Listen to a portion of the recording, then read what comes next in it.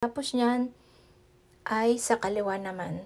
So, kahit saan pwede tayong magsimula. And then, itaas natin pataas. Ayan, double siya. Pagkatapos mo itukli ng isa, itiklop mo uli ng isa. Ayan, dahan-dahan lang. Kailangan maganda yung flat ng tissue para maganda yung ating pagkakagawa. So, ayan, pagka-flat mo niyan, i-fold mo pababa. Parang gumagawa ka ng helicopter or airplane ng mga bata pa tayo.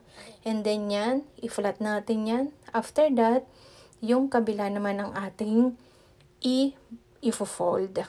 So, katapos nyan, ibaba lang natin siya. And yan, may diamond tissue na tayo. So, diba, super easy at napakadali lang talaga. So, lagyan mo lang siya ng iyong shape. Ipatong mo siya kung saan o lagyan mo siya ng design. Ayan, please follow for more tips.